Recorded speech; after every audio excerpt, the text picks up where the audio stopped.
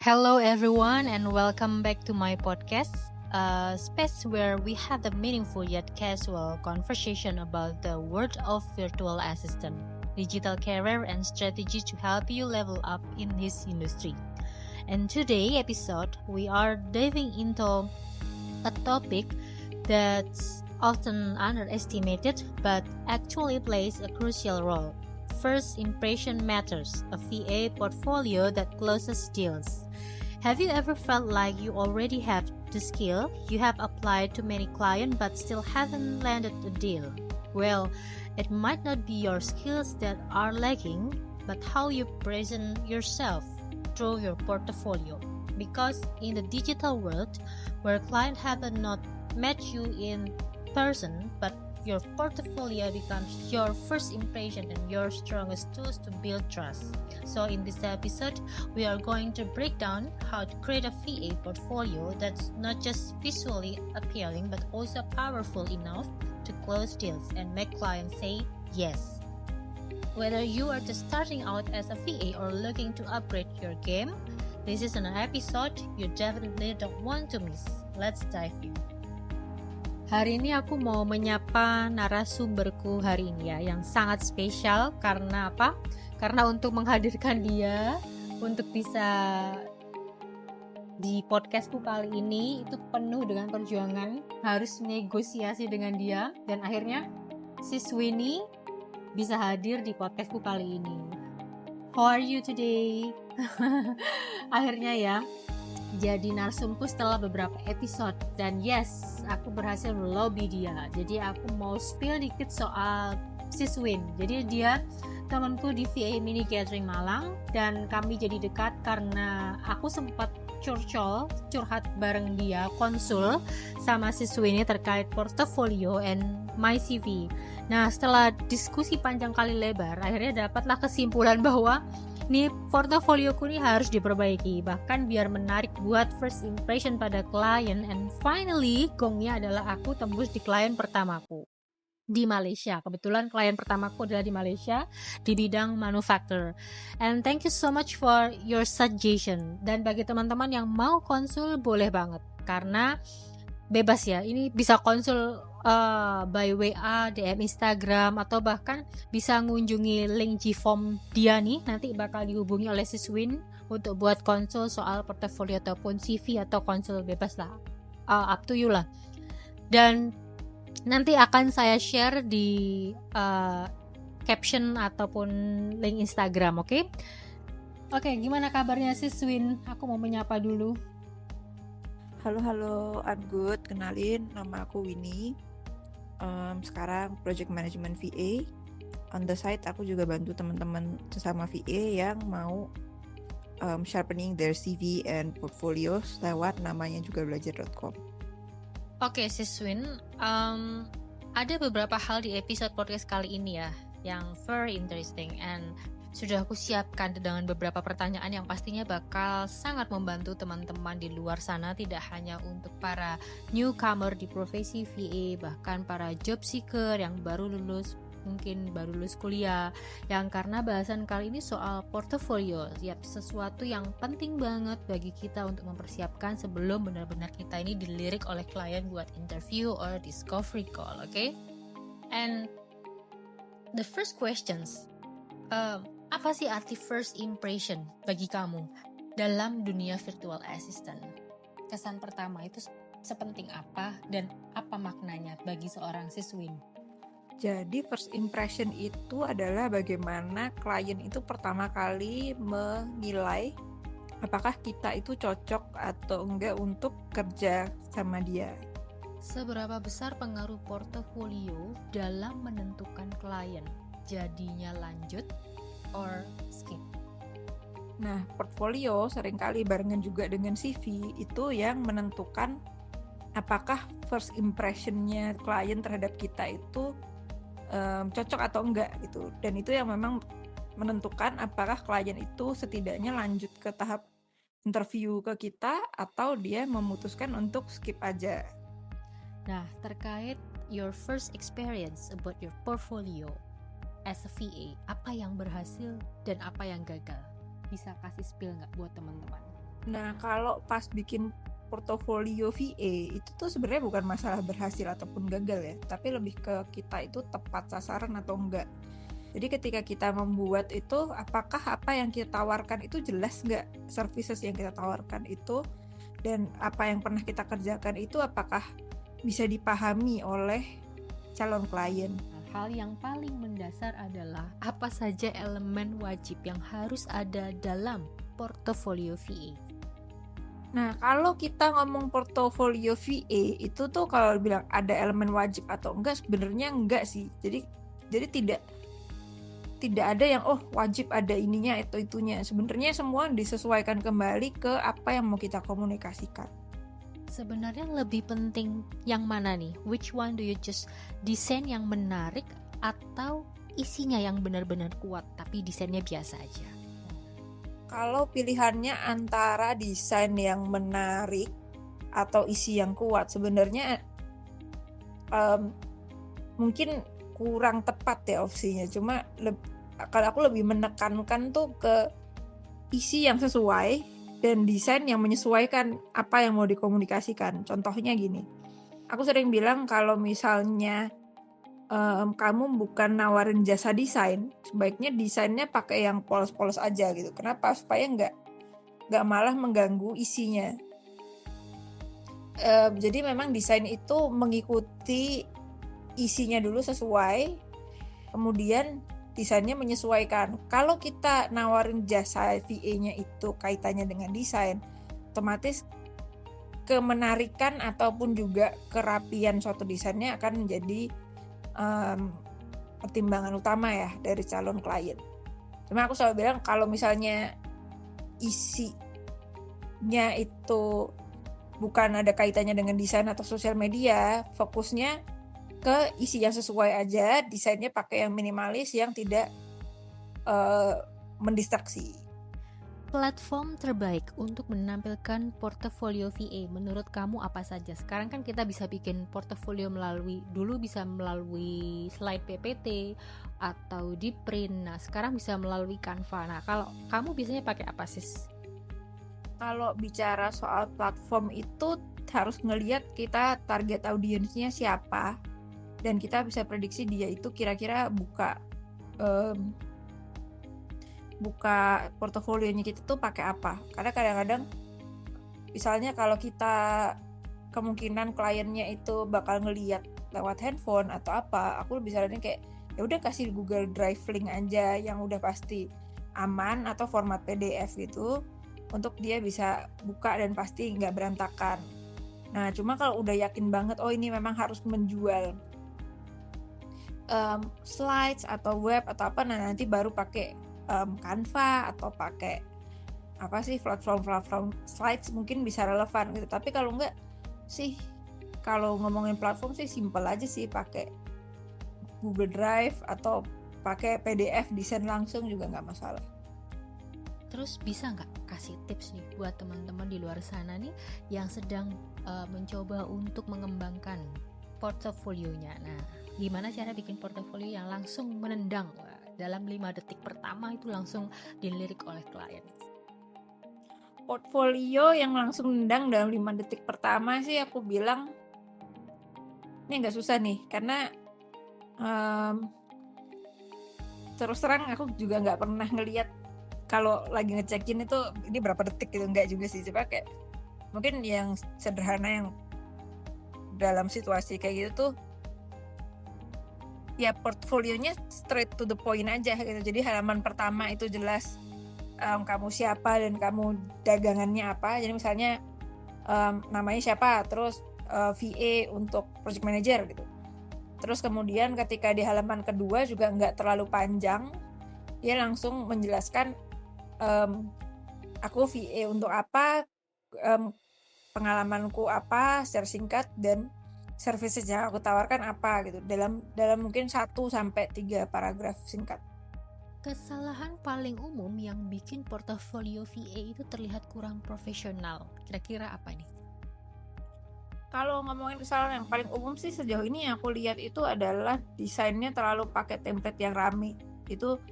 Tapi ini kayaknya agak personal ya, karena aku memang anak desain dan aku lumayan sensitif. Jadi kalau misalnya dia terlalu rame, dan apalagi kalau tulisannya satunya rata kanan rata kiri tapi nggak segaris, jadi berantakan layoutnya, terus ada tulisan-tulisan yang ketimpa atau apa, atau warnanya juga terlalu kayak apa ya, warnanya tuh antara tenggelam nggak kebaca atau gimana, nah itu tuh membuat orang kayak apa sih ini, udah nggak rapi gitu. Tips menulis deskripsi layanan yang membuat klien akan merasa ini nih yang gue cari. Oke, jadi apa nih kira-kira yang cocok di hati para klien? Nah, kalau menulis deskripsi layanan yang pasti bikin klien rasa ini yang gue cari, sebenarnya kamu pasti lebih mudah menulis itu kalau udah pernah ngobrol sama kliennya, atau udah pernah ngebaca, at least udah pernah menyelidiki kliennya dengan seksama gitu. Kalau memang nggak pernah sama sekali, ya kita memang lebih kayak gambling ya. Jadi nggak bisa ngomong, oh ini pasti kalau klien baca akan bisa membuat dia yakin bahwa ini yang dia butuhkan gitu. Tapi makanya ada beberapa kayak VA senior yang pernah nyaranin, dia kadang-kadang justru malah ngasih portofolio itu setelah ngobrol sama calon kliennya gitu. Jadi dia bisa baca dulu, oh calon kliennya memang butuh ini, sehingga ketika dia ngirimin itu udah custom untuk calon klien itu. Tapi ya kalau enggak, memang kita memang istilahnya gambling dan berusaha aja untuk ngirim ke banyak klien, ya kita berusaha merumuskan dulu gitu, apa sih yang kira-kira kebutuhan klien apa yang ingin kita jawab, sehingga kita membuat penawaran itu dengan bahasa dan dengan kalimat yang memang menjawab kebutuhan yang kita ingin kita harapkan calon klien kita ini miliki gitu. Nah, setahu aku, ketika aku melihat berbagai macam portofolio dengan berbagai jenis bentuk ya, keragaman, ada yang kebanyakan storytelling dalam portofolionya. Oke, ada juga yang langsung to the point nih. Ini aku pernah pengalamanku di bidang ini. Terus kamu menjelaskan project apa yang pernah kamu kerjakan. Nah, biasanya kan ada dua tipikal model portofolio. Kalau menurutmu perlu nggak sih sebenarnya storytelling dalam portofolio? Kalau iya, bagaimana caranya? Storytelling kalau di portfolio case by case ya. Jadi kalau memang VA-nya ini di bidang yang dia menjawab suatu problem, ya oke lah, bisa kita bikin semacam ada skenario yang pernah kita hadapi. Misalnya pernah menghadapi situasi A, kita solusinya B, dijabarkan gitu. Tapi ini kayaknya nggak perlu untuk segala macam portfolio sih. Ini case by case, tergantung balik lagi ke VA apa nih gitu. Apa yang sebenarnya klien cari saat melihat portofolio VA? Apa yang klien cari saat melihat portofolio VA? Ya dia mau tahu dong, kayak apa yang kamu lakukan selama ini atau yang kamu bisa lakukan itu memang menjawab kebutuhan dia atau enggak. Jadi dia melihat kesesuaian itu. Di luar itu juga aku selalu bilang, klien tuh ada dua tipe klien nih. Ada klien yang dia tuh ketika ngelihat sebuah portofolio, dia ngelihat nih, oh oke, orang ini memang mampu melakukan apa yang dia lakukan gitu. Meskipun si klien ini sendiri tidak punya kompetensi terhadap apa yang dia akan dilakukan, atau bisa jadi klien itu sebenarnya punya kompetensi juga terhadap apa yang akan dilakukan oleh calon VA-nya gitu, cuma dia nggak punya waktu, makanya mereka mencari VA kan. Nah, ketika dia melihat portofolio, ya dilihat apakah dia ini menilai si calon VA ini memang, kalau di kasus yang pertama, apakah ini memang dia lebih kompeten daripada si klien untuk melakukan, atau ya kalau di kasus kedua, ya apakah si klien itu menilai calon VA ini punya kompetensi yang cukup untuk melakukan apa yang sebenarnya si klien bisa lakuin tapi nggak cukup waktu gitu. Gimana cara menyesuaikan portofolio dengan target market tertentu? Cara menyesuaikan portofolio dengan target market tertentu, ya simpelnya sih pelajarin target marketnya. Dan kita cuma fokus untuk menjawab kebutuhannya target market itu aja. Nanti kalau yang lain-lain bisa ditulis tapi nggak terlalu ditekankan gitu. Supaya apa? Supaya bisa fokus menjawab kebutuhan target market itu gitu. Apakah itu klien yang sudah kita ketahui ataupun dia klien yang kita targetkan. Seberapa penting menampilkan hasil kerja versus proses kerja dalam sebuah portofolio? Apa yang penting? Hasil kerja dulu kah atau proses kerjanya atau sebaliknya atau keduanya? Kira-kira yang mana ini? Menampilkan hasil kerja atau proses kerja ini case by case, balik lagi ke kembali ini VA apa. Karena contohnya kalau untuk aku sendiri baik di CV maupun di sampel dokumen yang untuk aku kasih ke calon klien itu tidak terlalu menunjukkan hasil ataupun proses. Kenapa? Karena kalau aku kan on the side itu VA-nya untuk project management ya. Project management justru yang aku tonjolin di depan, misalnya contoh kasusku itu justru testimoni klien. Kenapa? Karena testimoni klien dalam kasus project management itu lebih penting gitu. Jadi dia membuktikan bahwa selama aku dibantu oleh VA ini kerjaan yang aku butuhkan itu kelar gitu. Versus cara sama outputnya sih jadi penting-penting nggak penting gitu. Jadi ini case by case.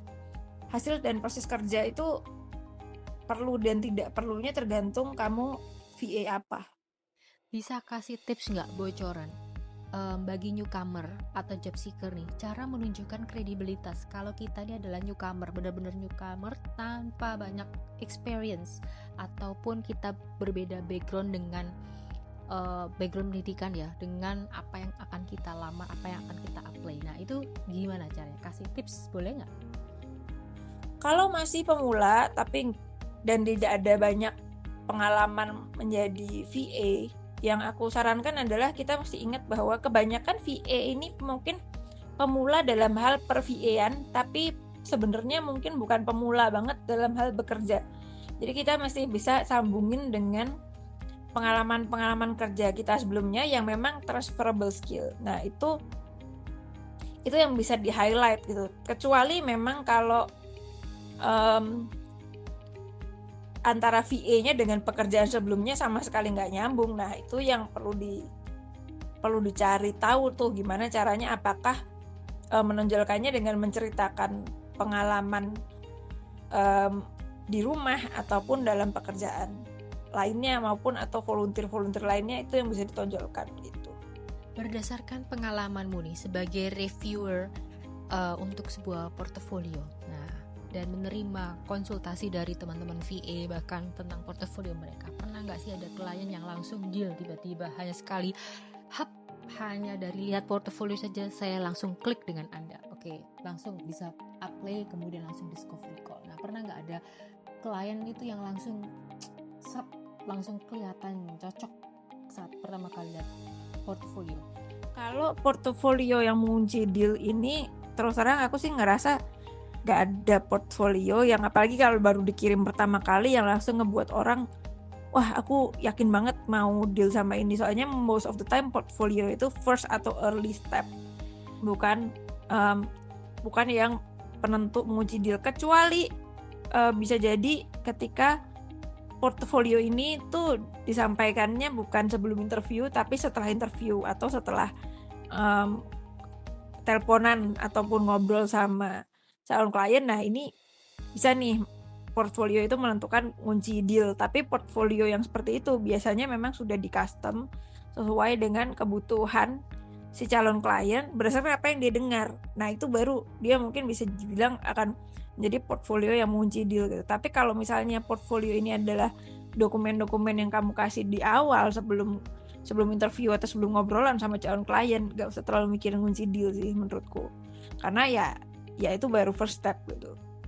Apa perubahan kecil yang ternyata berdampak besar, punya impact besar pada sebuah closing rate? Nah, perubahan kecil yang berdampak pada closing rate. Kalau kita ngomong closing rate sih aku terus terang karena nggak pegang datanya setelah dirubah atau apa. teman-teman yang pernah aku periksa CV ataupun portofolionya itu bisa dengan mudah closing. Aku nggak bisa ngomong bahwa oh nanti kalau kamu rubah portofoliomu seperti ini nanti kamu pasti lebih cepat dapat klien.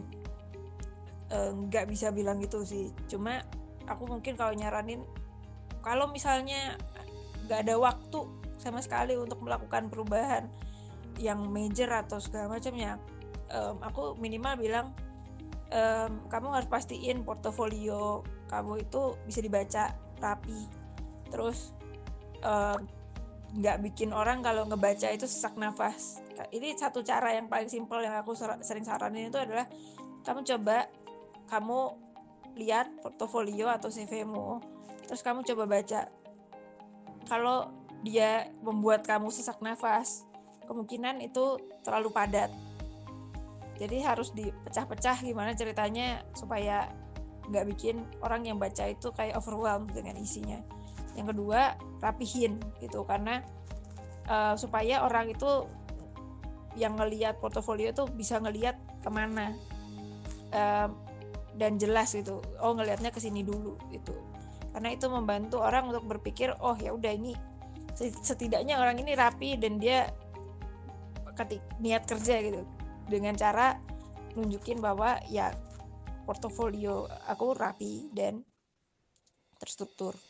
Kalau menurut Musis, seberapa sering sih portofolio itu harus diupdate? Apakah sesering mungkin, ataukah setiap gonta-ganti pekerjaan, ataukah gimana? Setiap 5 tahun sekali mungkin gimana?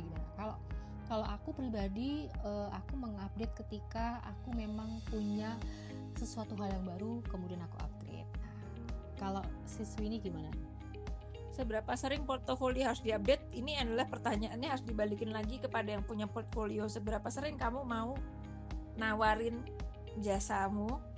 Seberapa sering kamu merasa jasamu ini ada perubahan? Gitu. Karena ngapain juga setiap bulan ngupdate portofolio tapi portfolionya nggak pernah dikirim ke orang, atau setiap bulan ngupdate portofolio tapi emang servisnya sama-sama aja, lah ngapain diupdate? Nah, pertanyaan ini yang paling sering muncul di antara para job seeker ataupun kepada para VA. Nah, apakah perlu membuat beberapa versi portofolio untuk niche berbeda? Misalkan niche-nya di bidang fashion industry or coaching atau yang lain-lain lah ya. Nah, apakah perlu membuat versi berbeda portofolionya berdasarkan niche atau berdasarkan service, misalkan service kita adalah di bidang administrasi task, atau bisa juga di bidang potential lead, mencari lead, customer potensial, lead gen, atau email marketing, or gimana menurut siswi? Kalau punya beberapa niche beda sih, bikin aja beberapa portfolio gitu. Nanti bisa di halaman terakhirnya bisa di link ke niche lainnya gitu. Cuma kenapa aku lebih sering nyaranin bikin beda aja gitu, karena supaya orang yang ngelihat itu nggak terlalu overwhelmed dengan ini apa nih yang ditawarin, semuanya ada. Di satu sisi mungkin positif ya, kalau kita memang lagi mau nawarin aku palu gada nih, emang semuanya bisa gitu. Dan tapi di sisi lain kayak jadi nunjukin kurang fokus gitu. Aku lebih nyaranin kalau memang niche-nya beda, ya udah bikin aja beda. Nanti mungkin di halaman terakhirnya dikasih satu slide gitu yang aku juga bisa ngelakuin A, B, C untuk bidang ABC loh. Siapa tahu kan nanti calon kliennya ternyata dia punya bisnisnya 2 atau 3 gitu kan. Jadi bisa sekalian gitu. Tapi other than that, ya udah, kita fokus aja ke calon klien kita ini apa, jasa kita apa, itu yang dikasih tunjuk dulu. Tips scaling dari portofolio biasa jadi portofolio yang menarik klien, terutama klien internasional. Tentu ya harus menggunakan bahasa Inggris ataupun bahasa asing tertentu, itu akan pasti sangat menarik. Nah, ada lagi nggak tips-tips lainnya? Portfolio biasa dan portfolio yang menarik klien internasional. Ini menurutku portfolio biasa tuh yang kayak apa ya? Soalnya kan kalau kita ngomong portfolio, ya setiap portfolio menampilkan kemampuan dan contoh-contoh pekerjaan dari si orang ini sendiri kan. Sebenarnya kalau misalnya kita ngomong lokal sama internasional itu nggak ada bedanya sih. Cuma kadang-kadang kalau lokal aku nyaranin kamu lokal pakai bahasa Indo aja. Kenapa? Karena supaya kalau kita punya calon klien dia ternyata nggak pintar bahasa Inggris, sedangkan memang services kita ini untuk lokal itu bakal dikerjain pakai bahasa Indonesia juga. Jangan bikin calon klien kita malu karena dia nggak bisa bahasa Inggris gitu. Ya pakai bahasa Indonesia aja. Nah kalau kita ngomong internasional, nah ya pakailah Inggris. Atau kalau kamu memang menarget misalnya pasar Mandarin, pasar Cina, ya pakailah bahasa yang sesuai gitu aja sih. Jadi sebenarnya kalau aku bilang ya setiap portfolio tuh disesuaikan aja dengan target marketnya. Nggak ada tuh yang kayak oh ini lebih international daripada yang lainnya, oh ini lebih spesial karena dia pakai bahasa Inggris. Ya tidak begitu konsepnya. Kalau pendengar podcastku kali ini ingin memperbaiki satu hal dari portofolio mereka hari ini, kira-kira apa yang harus lebih dulu diperbaiki? Kalau pendengar cuma boleh memperbaiki satu hal dalam portfolio mereka hari ini. Nah ini nih yang akan aku jawab dengan tidak terlalu terikat sama pertanyaannya ya, karena menurutku pertanyaannya agak menjebak, dan ini yang justru kita harus patahkan gitu, bahwa hey ini kita lagi tidak sedang berada di dalam kompetisi semacam MasterChef yang punya tantangan bahwa oh kamu cuma boleh ngeganti satu hal. No, your portfolio is yours, you can change it all the way you want, change everything that you need to change. You have control, including kalau misalnya kita udah pernah ditunjukin satu template, apakah itu template dari kursusan ataupun dari senior kita, kita tuh tidak harus ngikutin template itu, kita boleh menentukan bentuk kita sendiri. Jadi itu cuma dipakai sebagai base, kita bisa rubah dan arahkan portfolio kita itu ke arah manapun yang kita rasa perlu gitu. Jadi justru jawaban dari pertanyaan ini adalah jangan pernah merasa bahwa kamu nggak bisa merubah portfoliomu ini karena seniormu ataupun gurumu mengajarkan demikian. Satu mindset penting soal portofolio yang sering disalahpahami itu apa kira-kira sis? Mindset tentang portfolio yang sering disalahpahami menurut aku sebenarnya ada dua. Yang pertama adalah harus menampilkan sebanyak-banyaknya di portfolio. Itu kurang tepat karena yang kamu harus tampilkan di portfolio itu adalah sesuatu yang tepat gitu. Tepat dalam artian memang apa yang bisa kamu lakukan dan juga apa yang kira-kira menjawab kebutuhan dari calon klien. Yang kedua adalah berpikir bahwa ya udah yang penting portfolionya bagus atau portfolionya lengkap, itu udah cukup. Sebenarnya kita mesti ingat bahwa portfolio itu cuma salah satu tools yang bisa membantu kita untuk mengkomunikasikan services kita kepada klien gitu. Ada banyak VA termasuk aku sendiri yang seringkali nggak pernah ngeluarin portfolionya untuk dapat klien. Portfolio ada, tapi yang menentukan klien itu dapat dan maksudnya yang menentukan klien itu akhirnya memilih kita atau enggak, bisa jadi sama sekali bukan portfolionya gitu.